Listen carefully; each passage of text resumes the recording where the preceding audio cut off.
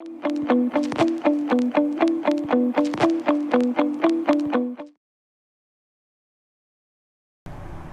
are standing in front of another round in Pulaski, Wisconsin.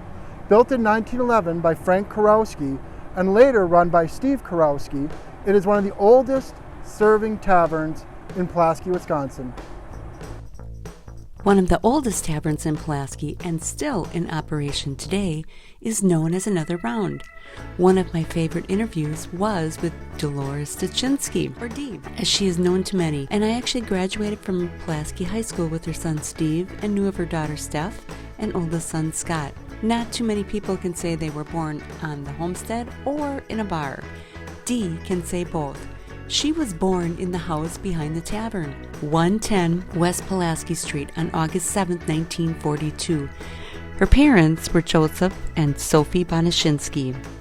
I was born at home in the upstairs bedroom. At the bar. At the bar. Yeah, when it was Club Tavern. Yeah, it was Club Tavern when my dad was in there. Yeah.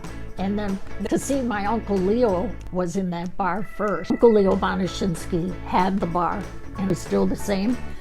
And my Uncle Ray, my mother's brother, was helping him, but then he went off on his own and got a bar near Navarino on 47 or 45. Okay. So Uncle Leo was going to buy a bar, The Pines, on Crooked Lake, out of Mountain on W. He was going to leave, so Dad took over the bar.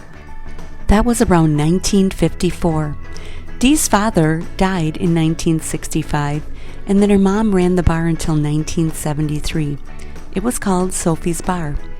She mentioned that her dad would have been proud of her had he known that many years later she would have the tavern with her then husband Joe Styczynski, Joe's Place 1 and later Joe's Place 2. As a kid growing up in a bar, she remembers helping with chores around the house. Her brothers had to stock the coolers. Dee and her siblings attended St. Mary's Catholic School, which was located across the street from Assumption BVM Church in the parking lot. She was one of the last classes to attend school at that location. They tore it down when they built a new school across the street where the present-day school stands. Contrary to having lunch at school like students do now, Dee and her brothers would come home for lunch. And then if there was something special at school, then Mom would pack a lunch. But I know we always came home for dinner, for lunch. And Mondays was wash days, so Mom used to make chili for in the bar for patrons. So that's what us kids usually got, was the chili.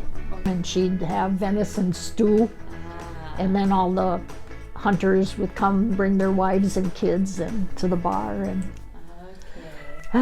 those were some good memories. Yeah, I said my dad would be so proud of me. I said I got brothers that didn't want nothing with the bar, and they're his only daughter. Yeah. Remembering back, Dolores takes us back in time and describes the inside of the tavern and what it looked like. There were booths in there and a great big black couch. Really? And then there was a big black couch, we used to call it a settee. That when you walked in the bar, right straight back, there was this big black couch, because my dad, when he had too much to drink, he'd sleep on there sometime if nobody was in the bar. Right. A more recent memory of Joe's Place? Well, you guessed it, the breakfasts. Oh, our breakfast, the breakfast. Oh, that was the steak and eggs.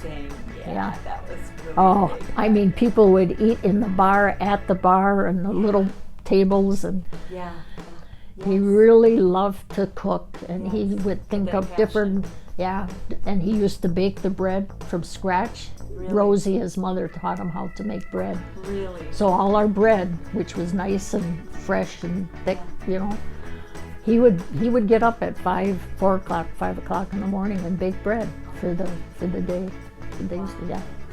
And then there was Liss's gas station. Yep. And then there was this, I think it was the bank, and it had columns.